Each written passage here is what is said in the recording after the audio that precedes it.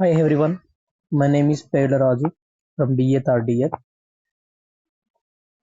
Today I am going to deal with the subject economics. Economics is quite a different subject which is always deals with money related problems and also financial problems of one country and other banking sector and stock market, and these are also comes under the economics only. And economics majorly deals with psychological behavior of an individual towards money, and economics widely divided into two branches. One is macroeconomics, one is microeconomics. Microeconomics is always deals with smaller aggregates and single variables. And we just come to the law macroeconomics. Macroeconomics is always deals with the larger quantities and larger variables. Now I am going to explain you theory of consumer behavior in the part of macroeconomics. So the theory of consumer behaviors tells us behavior of an individual consumer. The consumer has to decide how to spend our income on different goods. And here, the first concept of the theory of consumer behavior is utility. Utility first. I'm going to explain you utility first developed by Jeremy Bentham in the year of 1748. At that time, he discussed about the utility. So, what is utility means? Utility is an satisfying power, and it is also called as uh, we are we are going to satisfy with that commodity. So, at that time only we derive utility from that commodity. And here, utility of a commodity is it's a want satisfying capacity, and different individuals can get different levels of utility from the same commodity. Let me discuss one example, which is suppose if one person like chocolates, he get more utility from the chocolates.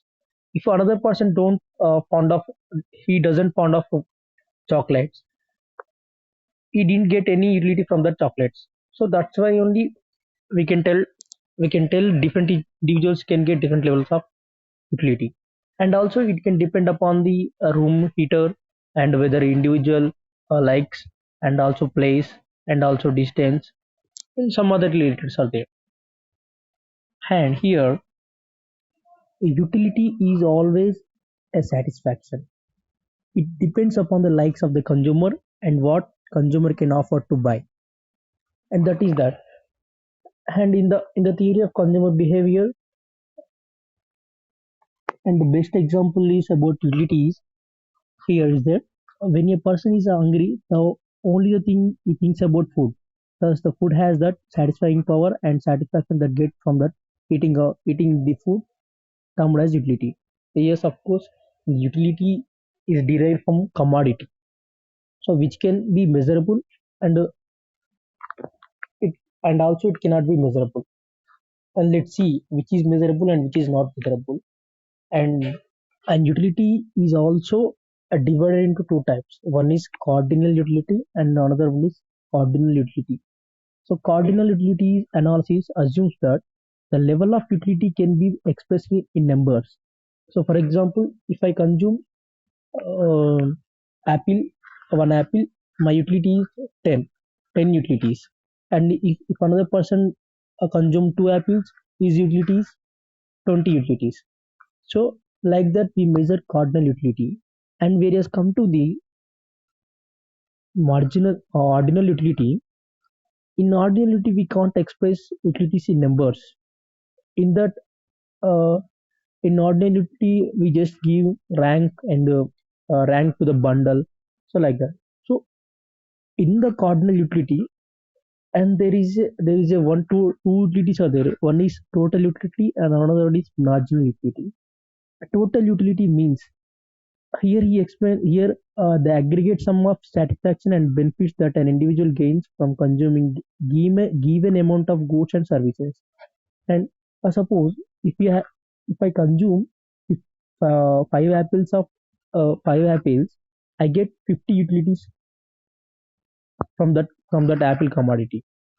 So here that my total utilities are 50 utilities, and I get a sum of utilities means u1, u2, u1 plus u2 plus u3 plus u4 plus u5, or the total utility we call. So I get 50 utilities.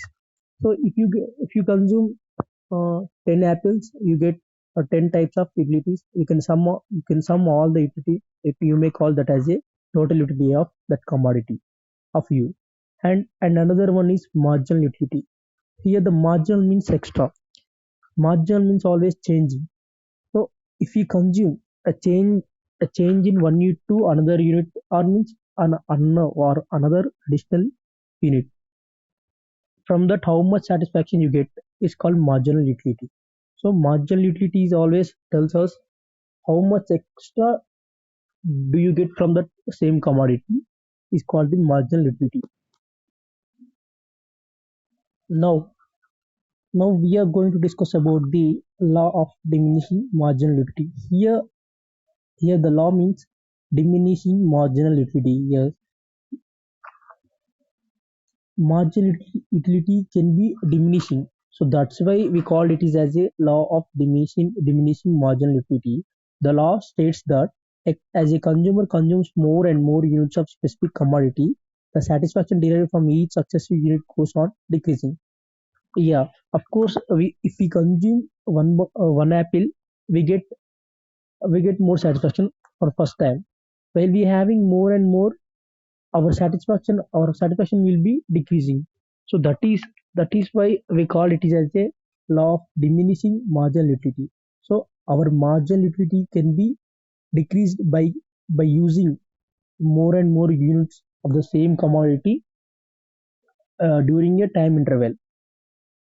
And there is some assumptions are there about the law of diminishing marginal utility. A utility is measurable in cardinal. Of course, we have measured utilities in cardinal, and and utility and now these are some assumptions of the law of diminishing marginality. And here a fourth one is the commodity is consumed continuously and there is no time gap between the commodities while we are using. And next one is a proper unit of goods are consumed by the consumer. Yes, of course, we are taking one apple for first time, and next one apple, like that. And units are in homogeneous nature. Yes, we are taking only apples, so the apples are belonging to a same nature. So now we are going to take that same homogeneous means same goods, like.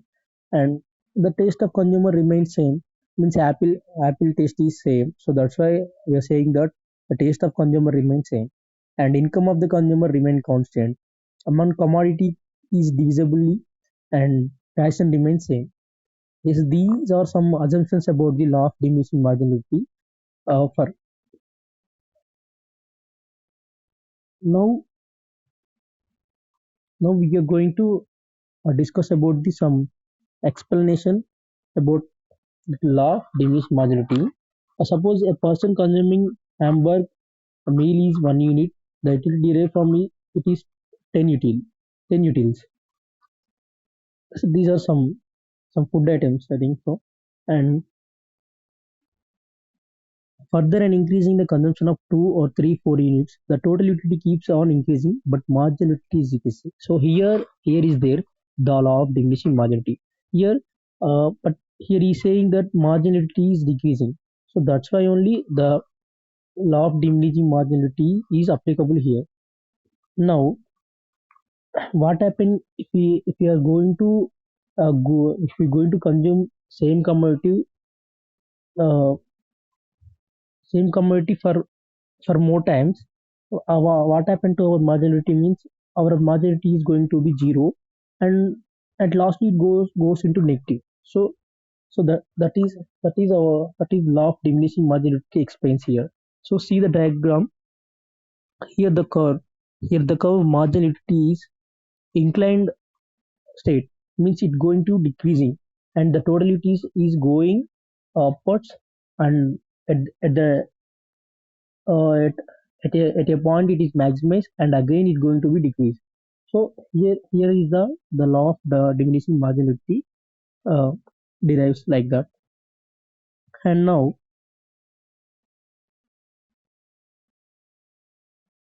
and thanks for giving this opportunity to me. Thank you for all.